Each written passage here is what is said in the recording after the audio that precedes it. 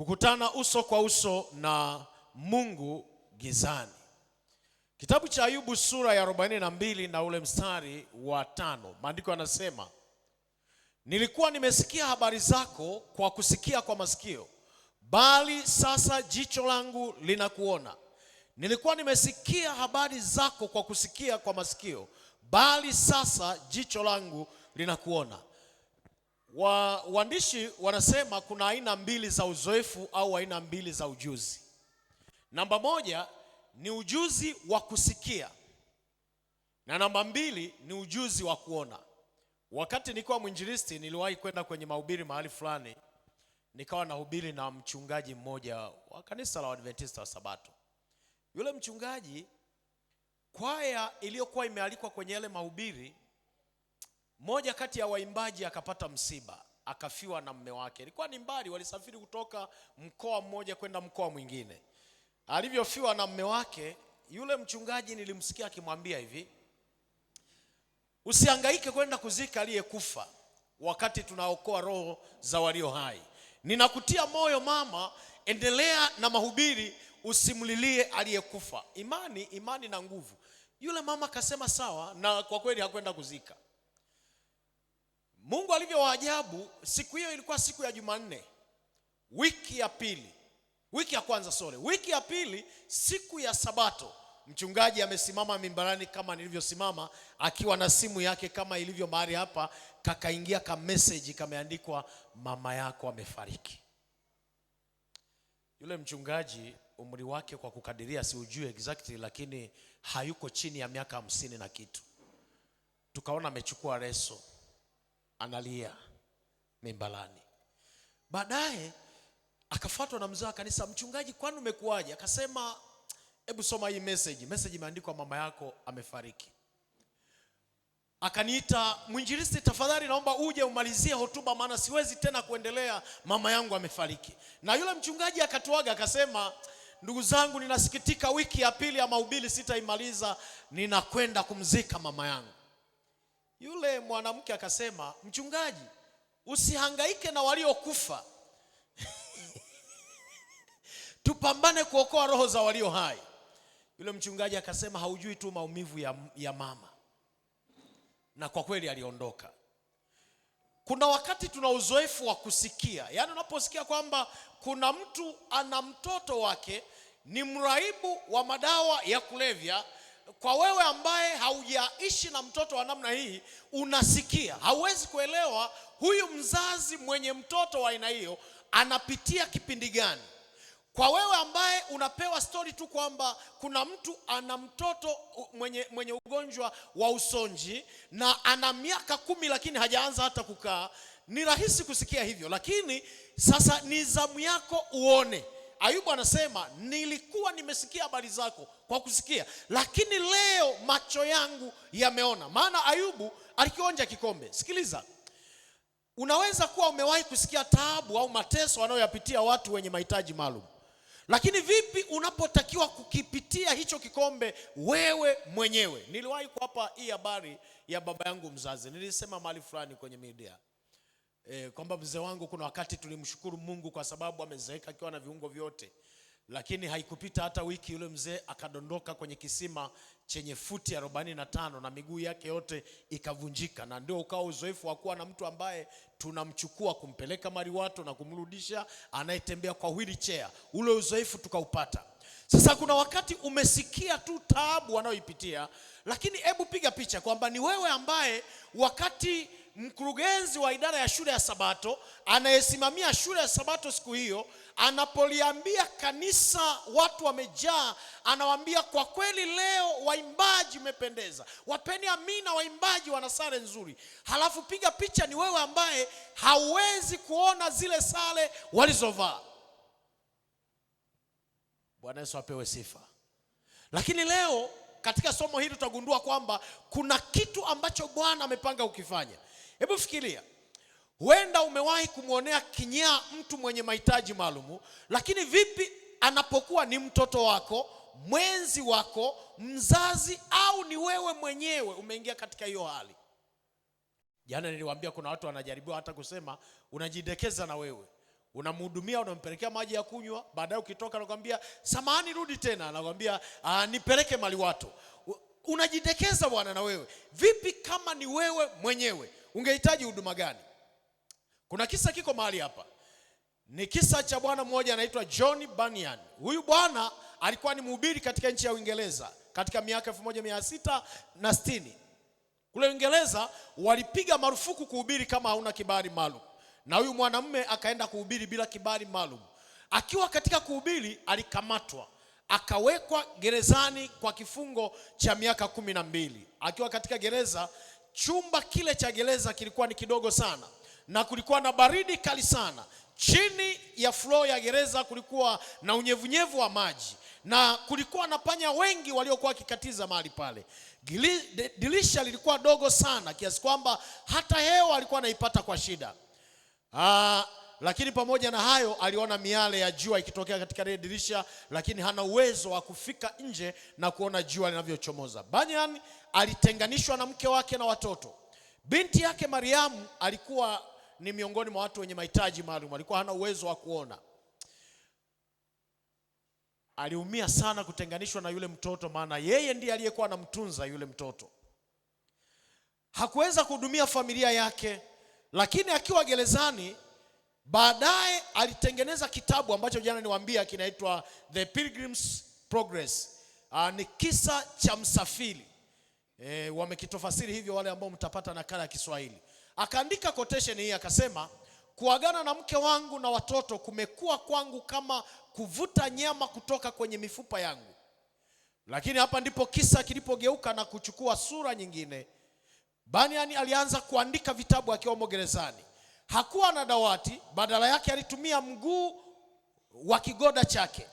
Hakuwa na karatasi, badala yake alitumia kifuniko cha maziwa kilichoibiwa.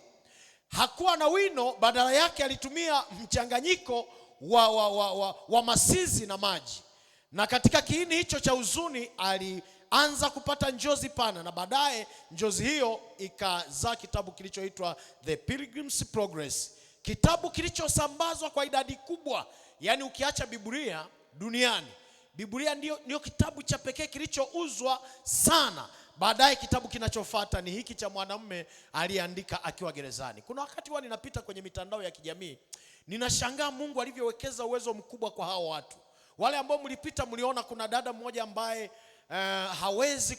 hawezi kutembea, alipata changamoto ya uti wa mgongo, mikono yake haifanyi kazi, aliparalyze, lakini ni mwandishi wa vitabu na ni mwandishi wa articles, na anaandika kwa kutumia nini? Kwa kutumia ulimi wake.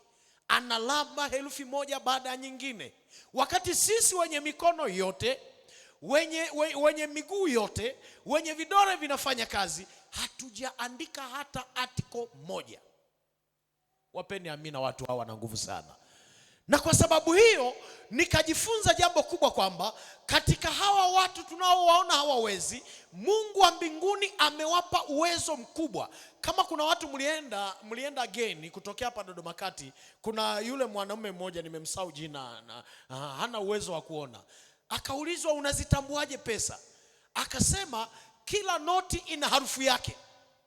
Yaani kuna harufu ya shilingi 1000, kuna harufu ya 2000, harufu ya 5000, harufu ya 10000 na kadhalika. Sasa wakataka kumjaribu, akachukua shilingi 1000 wakampelekea na wakamwambia, hebu tuambie hiyo ni shilingi ngapi? Akaishika, baadaye akainusa, akasema hii ni buku. Nikana kwamba walikuwa wameshamwambia, lakini sio wameshamwambia. Hapana, amepewa uwezo wa kutambua. Wewe ukiambiwa utuambie harufu ya 2000 ikoje, hauwezi kujua, lakini Bwana ameweka nguvu kubwa katika hawa watu. Hebu tusonge mbele kidogo. Ahadi ya Mungu kwa watu wanaopitia hizi changamoto. Na jana nilisema makundi kadhaa ya watu wenye mahitaji maalum, wakiwemo watu wanaoishi na virusi vya ukimwi kwa muda mrefu, wakiwemo watu wenye kansa, wakiwemo watu wenye pressure, wakiwemo watu wenye kisukari. Ahadi ya Mungu ni hapa katika kitabu cha Isaya sura ya 43 na ule mstari wa 2. Maandiko yanasema, upitapo katika maji mengi nitakuwa pamoja nawe, na katika mito haitakugharikisha. Uendapo katika moto hautateketea, wala mwali wa moto hautakuunguza. Niwahakikishie kwamba tunaishi katika ulimwengu ambao maisha yetu ni nani predictable. Wale mnaopita mitandaoni, mwaka uliopita nilikuwa na kwaya ile ya kule Kenya, inaitwa ile ambayo kuna mwimbaji mmoja amemwagiwa tindikali, inaitwaje ile kwaya? Naitwaje ile kwaya? Nikikumbuka nitawaambia. Nimefanya nao mkutano kule Kenya. Juzi napita mtandaoni, moja kati ya waimbaji, a beautiful lady, amemwagiwa tindikali na uso wake umebadilika kabisa. Nikana kwamba sio yeye. Na hiki kikanifundisha kwamba maisha ya mwanadamu hayana garantia hata kidogo. Leo unaweza ukawa uko vizuri kabisa mahali hapa na unatembea tu na miguu yako. Wakati unavuka tu barabara hiyo unakwenda nyumbani, tukaambiwa bwana, muumini mwenzetu hana miguu. Sasa sikiliza, neno katika Biblia lilotumika ni kwamba upitapo. Biblia haijasema endapo utapita, hapana. Hii ametuhakikishia kwamba tutapita. Ndio maana Mungu haahidi kutuepusha na maji, bali atakuwa nasi ndani ya maji. Ahadi si kutokuwepo kwa majaribu, ni uwepo wa Mwokozi katika majaribu. Hasemi kwamba nitakuokoa na moto, bali anasema hautateketea, maana atakuwa nawe kama alivyokuwa na wale vijana watatu katika ile tanuru la moto. Nenda kasome kile kisa. Maandiko anasema wakati mfalme aliposema watupwe katika tanuru la moto, Yesu Kristo akatangulia katika ile tanuru la moto na akaenda kazima ule moto. Ikawa kwao ni kama wanabarizi, ni kama wako bichi wanabarizi. Wenzao wanaona moto, lakini ni kana kwamba Mungu ameuzima ule moto, umekuwa ni upepo mwanana. Hata hawa mnaowaona walioko katika changamoto ya watu wenye mahitaji maalum, pengine haoni, pengine hasikii. Mungu ninachompenda hao watu, kuna mahali Bwana amewapa chanzo cha furaha walau kimoja. Hakuna anayeishi kwa huzuni 100%. Hata wao waliopo mahali hapa wana furaha yao kwa jina la Bwana. Na sehemu ya furaha hiyo tunapaswa kuwa sisi waumini. Niwashukuru sana kanisa la Dodoma Kati. Hata kuna nyakati nimekuwa nikiona mnaandaa chakula, mnawaita watoto wa mitaani, mnakula nao. Ni chanzo cha furaha. Sasa nasema unapozidi kumtegemea Mungu na kumshukuru katika majaribu, ndipo utapata ushindi ambao utakuwa fundisho la milele kwako na kwa dunia yote. Nimesoma hata vitabu vya nyimbo tunazoimba, nyimbo za Kristo.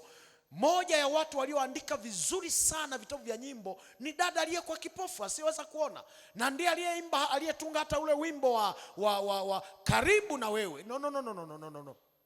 Wimbo nambari 29. Wimbo nambari 29. Nambari 29 unaimbwaje ule wimbo? 29. Yesu nakupenda, Yesu nakupenda umali yangu. Aliyeandika hivyo alikuwa ana uwezo wa kuona, ni kipofu, lakini ana nguvu ya kuimba, ana kipawa cha kuimba, akaandika. Na mimi niwatie moyo hata ninyi mlioketi mahali hapo mnaonisikiliza, usiruhusu maisha yako ya kujaze huzuni katika kutokuona huko. Mwambie Bwana, nipe chanzo cha furaha. Kama kuna nyimbo umewahi kuzisikia nzuri zimeimbwa kanisani, nenda kazikalili, weka kichwani kabisa. Na bahati nzuri Mungu amewapa uwezo mzuri wa kukariri. Umekaa peke yako, acha mawazo, acha kuanza kuwaza kwa nini Mungu aliruhusu niwe kipofu, kwa nini Mungu aliruhusu niwe kiziwi, kwa nini Mungu aliruhusu miguu nisiwe nayo. Anza kuimba nyimbo walizoimba wenzako, nyimbo zinazotia shime kama hizi. Hebu imba nami beti la kwanza la wimbo nambari 29, Yesu nakupenda. Yesu nakupenda umali yangu, ana sasa dhambi sitaki kwangu, na Mwokozi ni okoa. Sasa nakupenda kuzidi pia. Zaburi ya 23, sorry, kuna writing error mahali pale. Ni Zaburi ya 23 na ule mstari wa 3. Naam, nijapopita kati ya bonde la uvuli wa mauti, sitaogopa mabaya, kwa maana wewe u pamoja nami, gongo lako na fimbo yako vyanifariji. Bwana asifiwe sana. Hata wewe ambao una ugonjwa mwaka mzima. Unajua tunapozungumzia habari ya magonjwa huwezi kuelewa. Kuna watu kila anapotembea ana dawa zake ziko kwenye mkoba. Na hata wakati fulani tunaposema Mungu ni mwema, haelewi kwamba Mungu ni mwema namna gani. Jana nilipata message ya mtu mmoja akasema, nimekuwa nikimtegemea Mungu lakini kuanzia leo nimegundua Mungu ana watu anaowapendelea. Na mimi nataka niwahakikishie kwamba hakuna mtu duniani anayeishi kwa furaha 100%. Hata hawa mnaowaona wanaendesha magari, hata hawa mnaowaona wana miguu yote, wana macho yote, hawana furaha 100%. Kuna wakati wakikaa chini msongo wa mawazo unaingia. Maana maisha ya mwanadamu yana pande mbili, furaha na huzuni. Kwa hiyo usijue kasema ni wewe peke yako. Maandiko yanasema katika kile kitabu cha Ellen White, The Sanctified, ukurasa wa 1889 na ile aya 91, anasema Mungu huruhusu majaribio yawajie watu wake ili watambue kuwa yeye ndiye msaidizi wao. Ikiwa hakuna magumu yoyote, nafsi haingevutwa na Mungu katika sala. Na majaribu yanapokuja, Mkristo anavutwa kwenye chanzo pekee cha nguvu. Anajifunza kwamba jicho la Bwana liko juu yake, na kwamba yeye ni msaada unaoonekana sana wakati wa taabu. Ndio maana unaona pamoja na kwamba tuko katika shida, lakini kuna wakati Mungu anatupatia aliyo mahitaji yetu. Tunaona watu ambao hawaoni, lakini Bwana anawapatia riziki ya kila siku. Tunaona watu ambao Bwana ameruhusu wasiwe na viungo kama vile mikono na miguu, lakini Bwana anawahifadhi. Wana watoto, wanawatunza. Wana marafiki, wanawatunza. Hizo ni baraka za Bwana ambazo zinapaswa zionekane. Badala ya kulalamika, kulaumu na kumtukana Mungu, ni vizuri kuziangalia zile baraka. Sikiliza, ikiwa leo uko katika gereza lolote lile, gereza la kitanda cha ugonjwa, gereza la msongo mzito wa mawazo, unawaza maisha yako yatakuwaje, uko katika gereza lolote lile, gereza la madeni. Kumbe watu wenye madeni nao wako kwenye kitengo cha watu wenye mahitaji maalum. Hivi umewahi kupitia changamoto ya madeni? Hadi ukiona namba ngeni kwenye simu unaikatia. Umewahi kupitia kipindi hicho? Madeni magumu. Sasa nasema ikiwa uko kwenye gereza lolote lile, gereza la kitanda cha ugonjwa, uko kwenye msongo mzito wa mawazo, ama uko katika kifungo cha ukata wa fedha na madeni, mtazame Mwokozi. Yeye yuko karibu na wewe. Na jana nikawaambia kwamba katika maisha ya mwanadamu kuna kipindi ambacho Mungu anapokupitisha analenga kukupatia kitu kizuri zaidi. Hapa mwishoni naenda kukuonyesha. Ayubu aliporuhusiwa kupitia katika jaribu la kufiwa na watoto wake wote wakafa, mifugo yake ikafa, na mali zake zote zikaisha. Maandiko yanasema baada ya ile changamoto, Mungu alimrudishia mara 2 yake. Akamrudishia watoto 10 na mifugo yake ikarudi mara 2. Na hata wakati wa ufufuo mwanamume atakuwa na watoto 20. Alikuwa na watoto 10, sasa anapewa watoto 20. Wale waliopita na hawa wengine ambao Bwana amempatia. Hakuna wakati Mungu ameruhusu magumu bila kuandaa njia ya kutokea. By the way, kuna tumaini la pekee liko mbele yetu. Angalia tumaini liko mahali hapa. Sikiliza. Mwandishi anasema kile kitabu cha Ayubu, nilikuwa nimesikia habari zako kwa kusikia kwa masikio, bali sasa jicho langu linakuona. Ni Ayubu anaandika. Halafu mahali hapa Isaya anaandika 35, kitabu cha Isaya 35 mstari wa 3 hadi wa 6, maandiko yanasema hivi: itieni nguvu mikono iliyo dhaifu. Munisikilize wale ambao Bwana ameruhusu muwe na ulemavu wa mikono, ulemavu wa miguu, ulemavu wa macho, ulemavu wa masikio, ulemavu wa aina yoyote. Biblia inasema itieni nguvu mikono iliyo dhaifu, fanyeni imara magoti yaliyolegea, waambieni walio na moyo wa hofu, jipeni moyo, msiogope. Bwana Yesu asifiwe.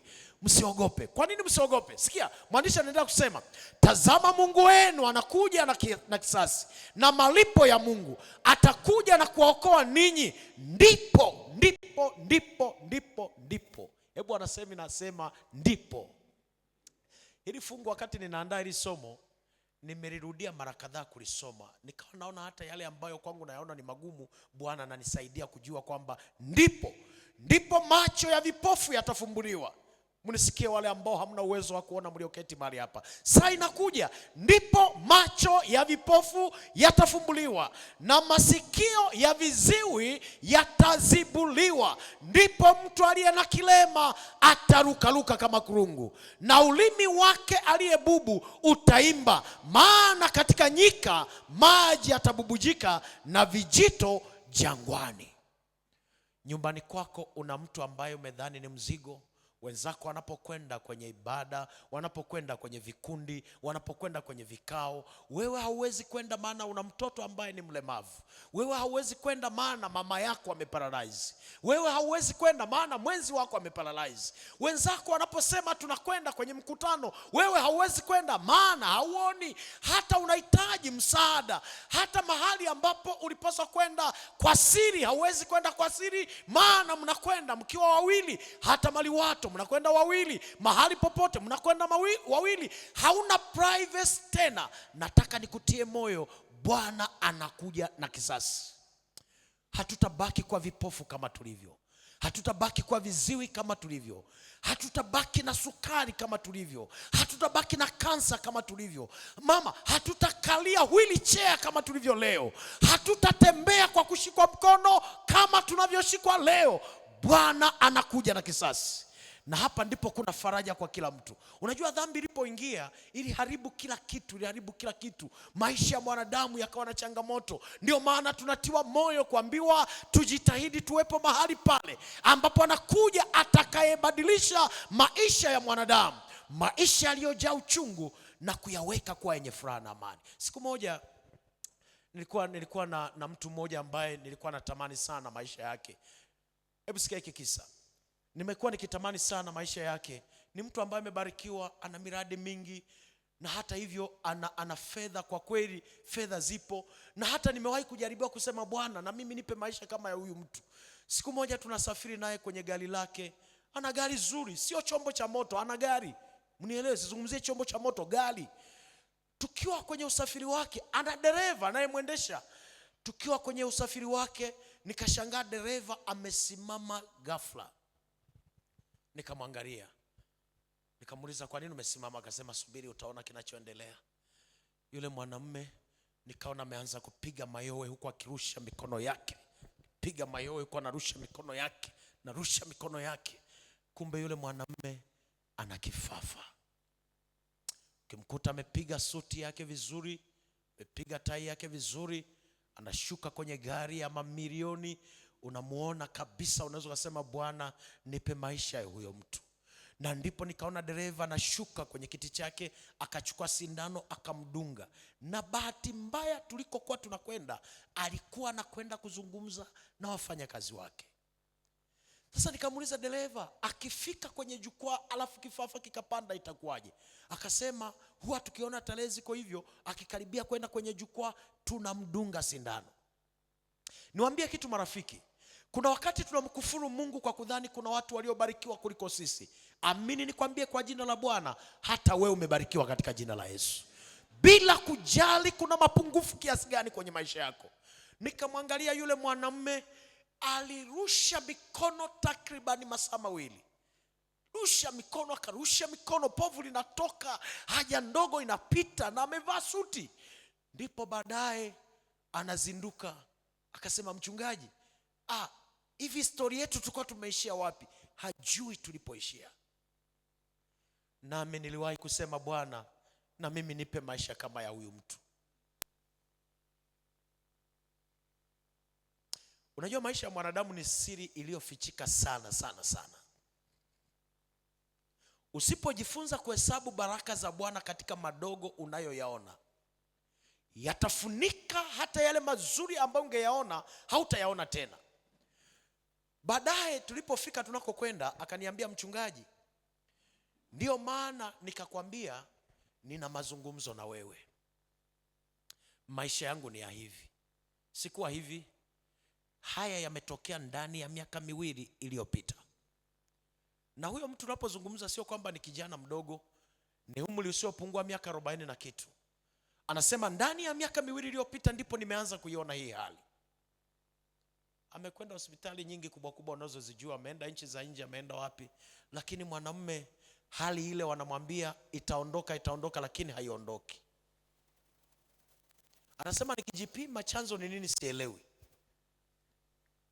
Kuna wakati anapokwenda maliwato, mke wake anasema akienda kule mke wake anahesabu dakika kadhaa, akiona amechelewa anakwenda kugonga mlango. Inamlazimu yule mwanamume hata akienda maliwato asifunge mlango, maana lolote linaweza likatokea humo akiwa peke yake. Nikuulize swali, umewahi kumlaumu Mungu wako kwa nini aliruhusu kawa kipofu? Umewahi kumlaumu Mungu wako kwa nini aliruhusu usiwe na miguu? Umewahi kumlaumu Mungu wako kwa nini aliruhusu usiweze kusikia? Leo nataka nikutie shime. Bwana anakuja na kisasi.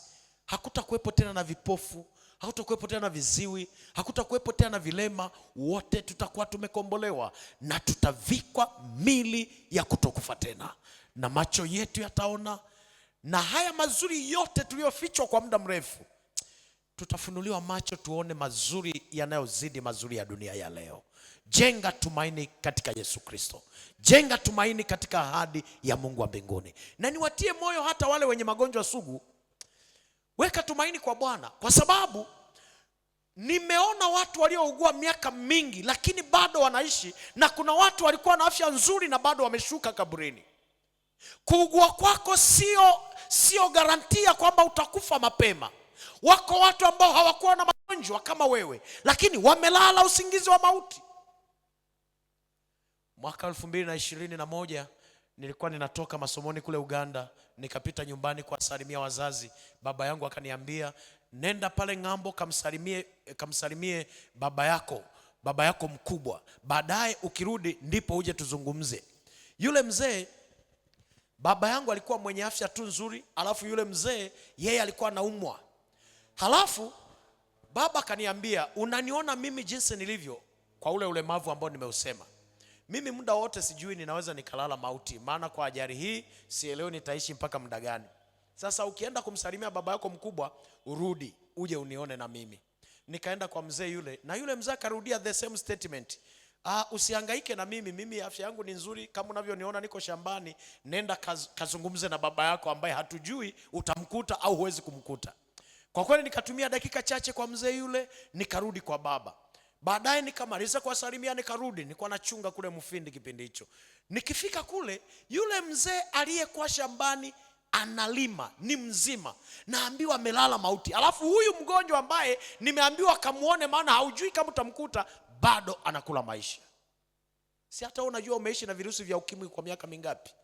Watu wanapita wanaondoka, wewe upo, wanapita wanaondoka. Usidhani kwamba ni ARVs zinazopatia nguvu. Bwana anakusudi na wewe katika maisha yako, kwamba anahitaji pamoja na virusi vya ukimwi uwe na nafasi ya kumwimbia. Kuna roho moja ambayo kwa matumaini yako itaingia mbinguni. Usidhani kwamba Mungu amekuweka tu hai. Kuna wengine hamkuzaliwa mkiwa viwete, mlizaliwa mkiwa na viungo vyote. Kwa ajali imetokea. Usiseme unajua mimi nilikuwa nimekaa upande ambao sio wa dereva, waliokuwa upande wa dereva ndio walikufa. Hapana, Bwana alikunusuru ili ufanye kitu katika ulimwengu wa leo. Kwa matumaini yako, watu watakao kuona ukiimba, licha kwamba una miguu lakini unaimba, unawahi shule ya Sabato, unamwimbia Bwana, watakaoona matumaini hayo wajifunze kwamba kuna Mungu mbinguni. Una nini cha kumwambia Bwana kwenye maombi ya leo? Nataka tuingie kwenye maombi. Uko kwenye kundi la wanaolalamika, kwa nini mimi Bwana aliniumba hivi? Na niwaambie wale ambao mnadhani hamko kwenye kundi la watu wenye mahitaji maalum, kama kuna dhambi ambao mstopu kabisa msifanye, ni dhambi ya kumkosoa Bwana.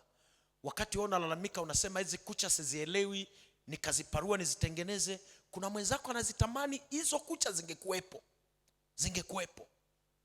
Kumkosoa Mungu ni dhambi ambayo akiitazama Mungu analia kwa uchungu wa hali ya juu. Maana kiungo unachokidharau wewe, mwenzako anakitamani. Hii rangi unayoidharau wewe, kuna mwenzako hana ngozi kabisa ya usoni, anaitamani. Tunataka tuingie kwenye maombi rasmi jioni ya leo. Tumwambie Bwana inue tumaini ndani yetu.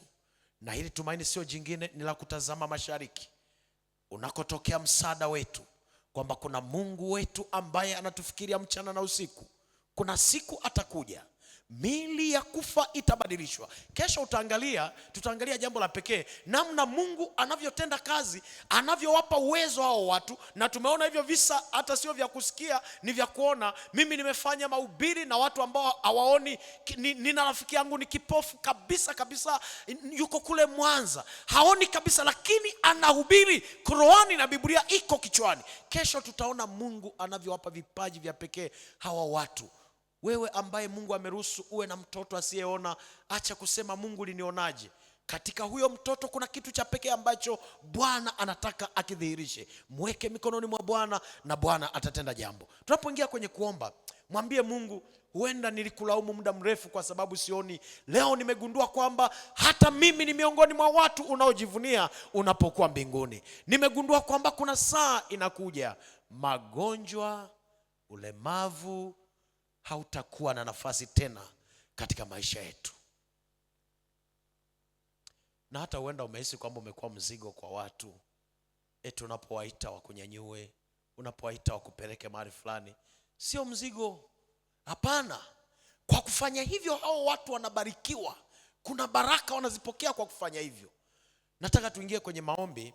Baada ya kuimba huu wimbo nambari 143, yule mwimbishaji aje mahali hapa. Baada ya wimbo huu kuna fungu tutalisoma mahali hapa, halafu tutaingia kwenye maombi rasmi.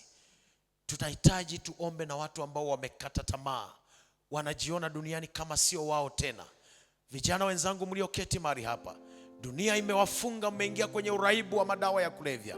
Nina ushahidi wa vijana ambao walikuwa ni walaunga wazuri, wanaojichoma sindano kila leo, lakini Bwana aliwainua. Leo wanahubiri Injili, wametoka katika hilo giza la uraibu wa madawa ya kulevya. Hata ninyi Bwana ana mpango na ninyi.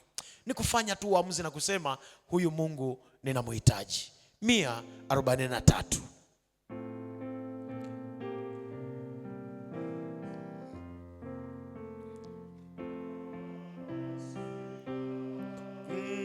Msaada ila kwako pekee, kama kwangu ungefichwa, nifanyeje Baba? Sasa hivi naamini Yesu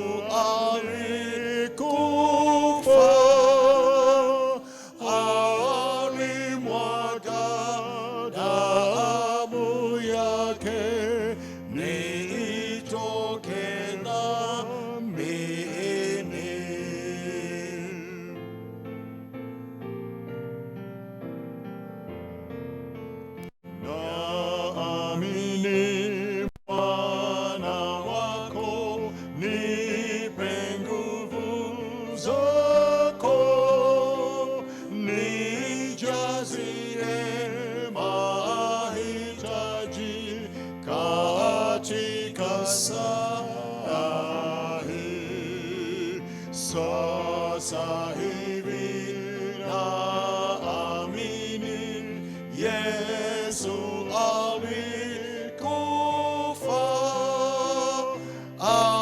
alimwaga damu yake nitoke dhambini. Asante sana. Kabla hatujamalizia beti la 3, leo nina mito ya aina 3. Ndio maana nimetamani tutumie muda mwingi katika kuomba kwenye mianzo hii ya vipindi hivi. Nataka niongee na wazazi ambao mko mahali hapa. Bwana amekupa watoto 2, 3, 4, 5. Katika hao wote kabisa alikupa watoto ambao kwa kweli wana viungo vyote kabisa. Una uwezo wa kwenda dukani ukawaacha watoto hawahitaji support yoyote kabisa. Unakwenda kwenye kazi zako, watoto wako hawahitaji support yoyote kabisa. Unataka kumwambia Bwana, ninakushukuru kwa hiki ulichokifanya. Sasa weka moyo wa kuwahurumia hawa watu ndani yangu. Kundi hilo la watu wanaosema, Baba, kwa kunipatia uzao wa namna hii ninaleta shukrani. Na hata siku ya Sabato tutahitimisha kwa sadaka ya pekee ambayo nitawaambia hapa katikati. Kama kuna wazazi wa namna hiyo, ninaomba waje mahali hapa mbele. Nina maombi kwa ajili yao. Nina maombi kwa ajili yao. Tembea tu kwa kufikiria kile ambacho nilichokisema ukielewe. Bwana amekupa watoto wote. Ukiwatazama wana macho yote, ukiwatazama wana miguu